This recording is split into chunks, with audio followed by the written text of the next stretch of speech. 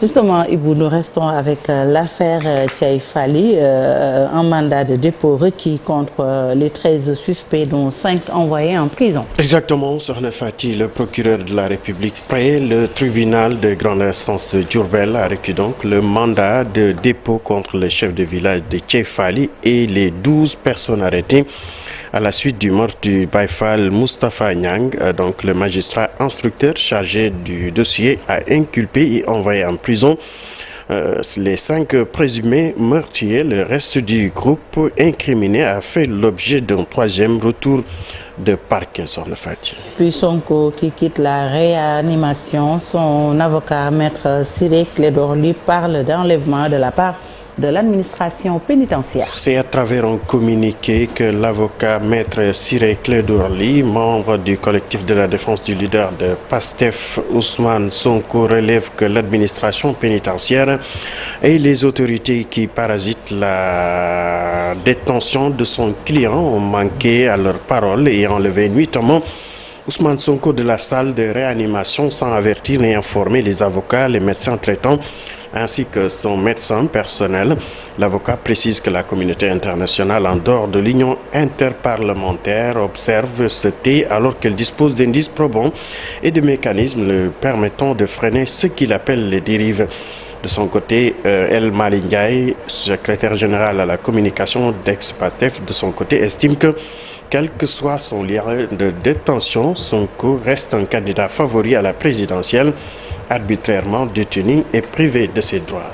Restons avec l'affaire Ousmane Sonko. Le ministère de la Justice apporte des précisions. Exactement. Ce transfèrement de détenu Ousmane Sonko à la prison de Cap-Manuel suscite de nombreux commentaires, y compris de la part de ses avocats, afin d'éclairer donc l'opinion. L'administration pénitentiaire tient à préciser ce qui suit, que le détenu Ousmane Sonko est régulièrement sorti de la réanimation sur décision du médecin, conformément au bon de sortie émis à cet effet. Avec un document à l'appui, son transfert au Cap-Manuel résulte également de la recommandation de son médecin traitant. Et pour terminer, les visites du détenu Ousmane Sonko continuent de s'organiser selon la loi et conformément à sa volonté, lit-on dans le communiqué. Et puis, parlons de tout à fait autre chose. La tournée économique du président de la République après Kédougou, le président Macky Sall, attendu ce mercredi à Kaolack. Exactement, et c'est dans le cadre donc de sa tournée économique, le président Macky Sall, après Kédougou, se rend à partir aujourd'hui même à Kaolack, Kaffrine et Fatick, dans la capitale du Saloum. Un agenda chargé attend donc le président de la République. Le conseil présidentiel en début d'après-midi, visite en milieu d'après-midi de l'université du Sine Saloum. El Hadji Ibrahima Niasse, et en fin d'après-midi, l'inauguration de la maison de la jeunesse, suivi d'audience politique régionale. Le chef de l'État est attendu donc demain à Kaffrine. Restons toujours avec la politique. Le candidat déclaré du PRP à l'élection présidentielle a fait le diagnostic de la situation politico-sociale du Sénégal. Donc, Déthié Fall, lors d'une conférence de presse, a évoqué la situation de l'immigration clandestine, la réouverture des universités au Sénégal, entre autres solutions proposées par le leader donc du PRP. C'est un compte rendu signé par Faragning, les images de Thierno Loramendi.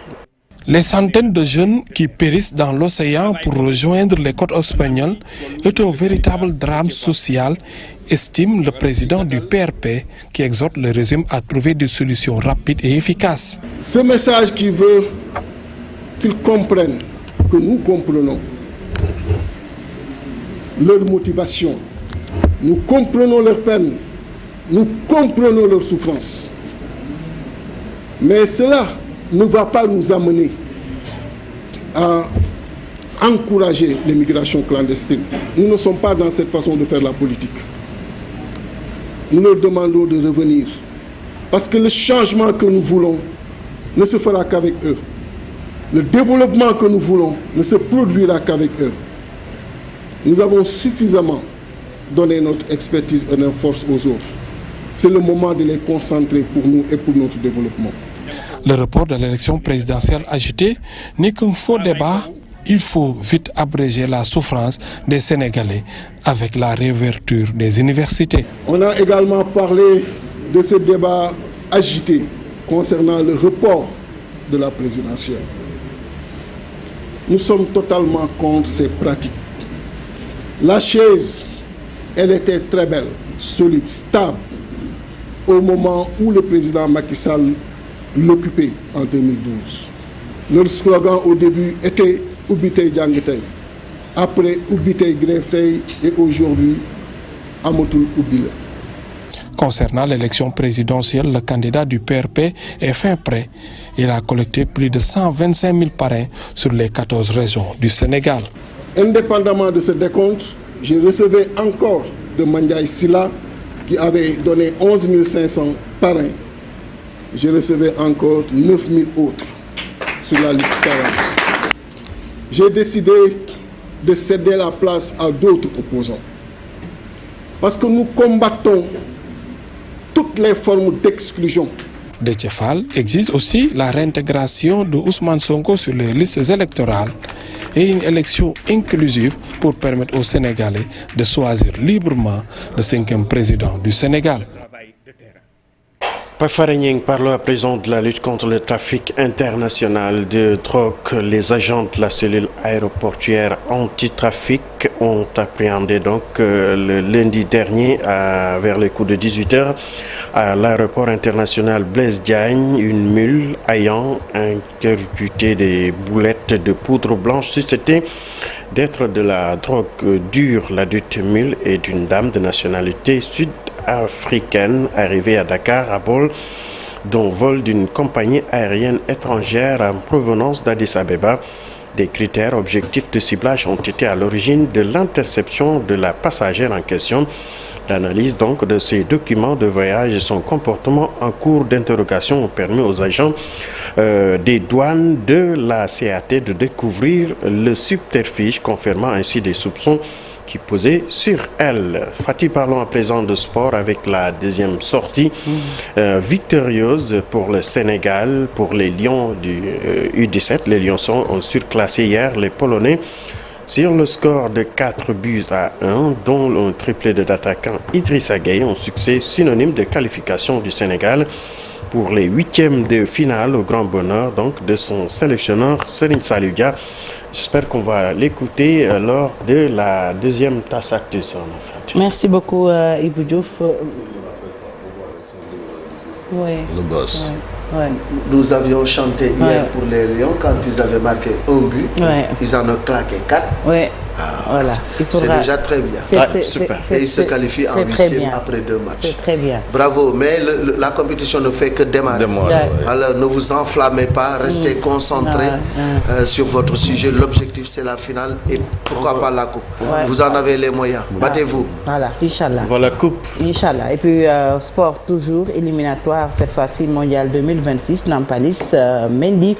Officiellement forfait, Krépin Diatta présent dans la tanière. Exactement, et comme annoncé par la presse locale, l'international, le milieu défensif du Racing Club de Lens est blessé et indisponible une dizaine de jours. Le forfait de Nampalys Mendy est désormais acté, ce qui n'est pas le cas de son coéquipier Krépin Diatta qui a finalement rejoint le groupe à Diamniadio. Le Monégasque pourrait bien prendre part aux 2 rencontres du Sénégal contre le Sud-Soudan et le Togo pour le compte des éliminatoires du Mondial 2026.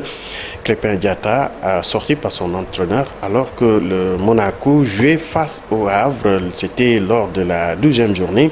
Apparemment, il s'agirait d'une simple mesure de prévention qui visait à ménager l'international sénégalais. Quant à Nampalys Mendy, il ne fera pas ou il ne prendra pas part à ces 2 compétitions.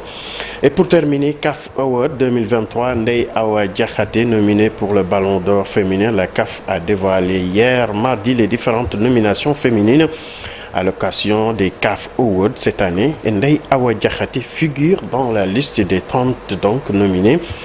L'internationale sénégalaise qui a rejoint le club français de Pouille Foot en 43 en 2021 avant de signer à l'Olympique de Marseille. Un mois après, il rejoignait donc le Maroc pour discuter la CAN féminine. Pour rappel, Ndeye Awa Diakhaté donc est formée à l'AF Amazon de Grand Yoff. Merci beaucoup Ibou Diouf pour cette première tasse actu bien digeste et puis l'excellente nouvelle. Nos Lions sont qualifiés en 8e de finale pour la Coupe du Monde de leur catégorie. Tout de suite, l'actualité hors de chez nous.